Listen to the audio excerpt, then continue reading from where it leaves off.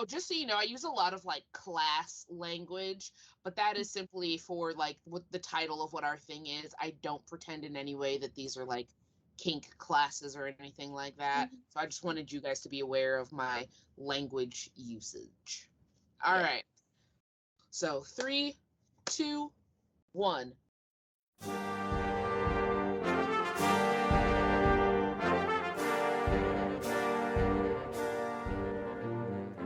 Welcome to Brat University, a place where we talk about ethical bratting and kink 101 topics. But like any good university, there are some rules that need to be followed while you are here. This is an 18 plus podcast, so if you are under the age of 18, we ask that you stop listening now and come back when you are of age.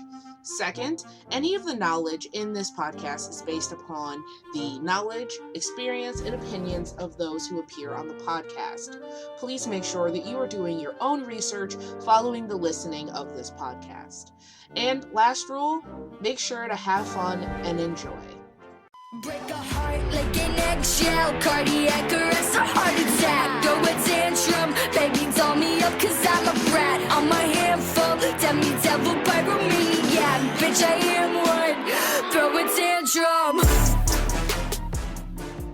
Welcome back everybody to another episode of Brat University. I know it has been a long while and I apologize for that, but we had to make changing to staff and curriculum. So now that we are back, just a reminder, I am, as always, Wicked Witch, your bratty goblin here to teach you about brat ethically. And with me, we have a new professor, Cage. Why don't you go ahead and introduce yourself? Hi everyone, I'm Professor Cage. In my vanilla life, I'm a programmer and cat dad. I like to think of myself as a lovingly sadistic D-type.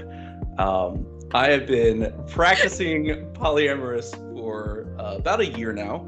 I have 2 wonderful S-type partners. Through no fault of my own, I seem to attract brats like moths to a flame.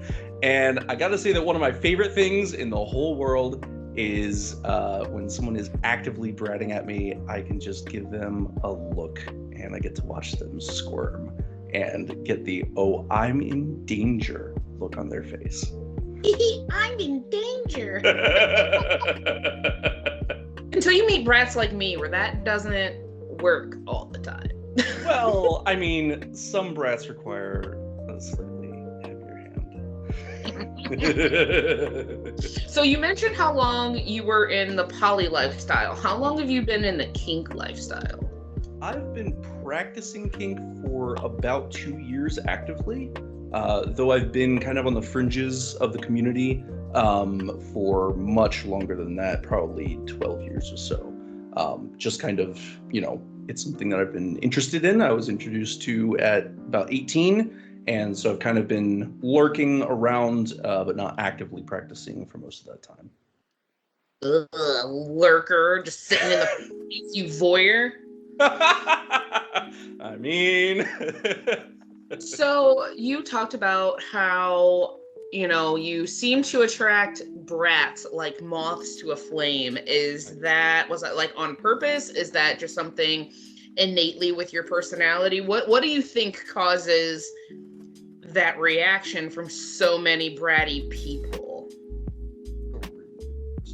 It's not something that I set out to actively pursue. It seems to be something that just kind of has happened due to my personality and the way that I present myself.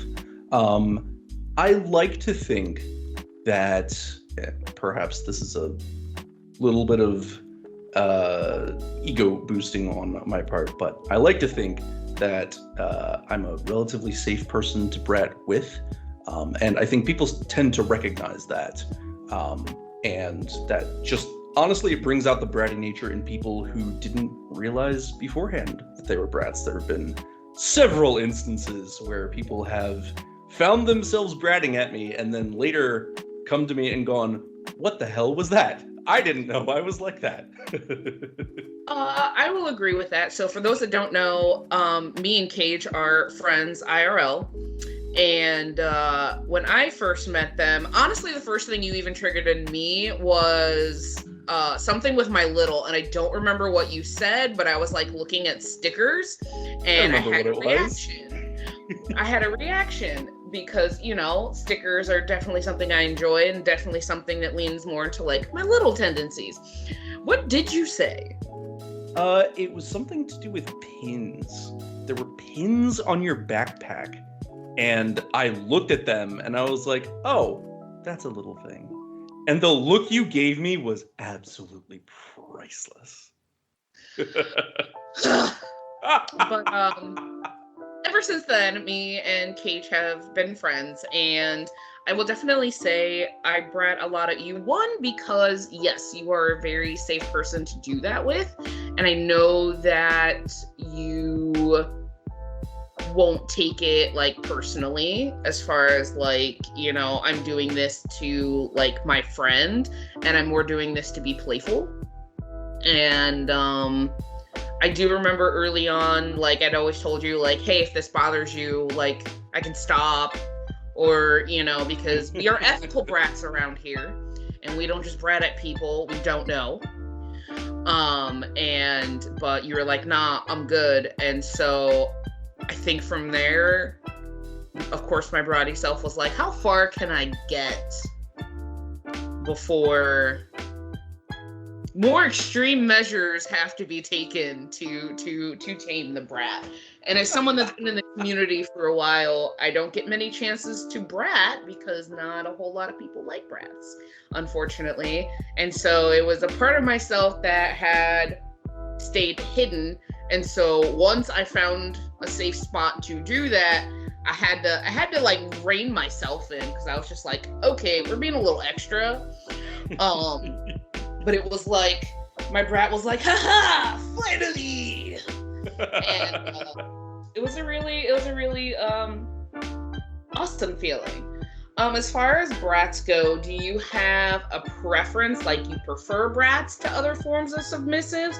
Or are you just a lucky person that, you know, you just attract the brats? I think there's certainly a measure of both. I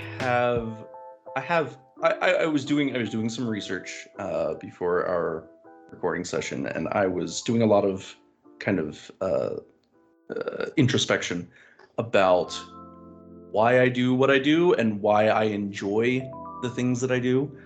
So I have a lot to say on that topic when it comes to brats, but I think that it's more kind of just the way things have panned out for me.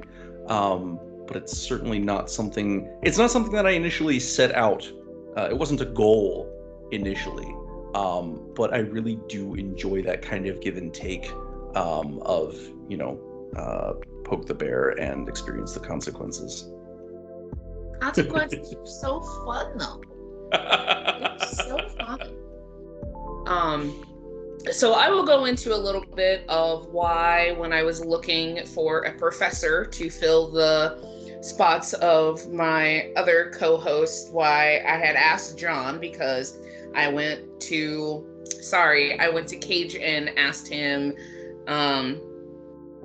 you know, if he was interested, and I picked them because you can give a perspective that we could not before, because prior to you, it was a podcast done solely by brats, and so there was nothing on the other side of that spectrum, or no one there to kind of give, you know, that side of things. Also, as a D-type, that adds that perspective for when we're having just more general kink conversations. And also, you are someone who identifies as male, so that's a perspective that none of us were able to give. So, I appreciate you saying yes and joining our staff here at Brat University. It's really, really awesome. So I guess my only question is, why did you say yes?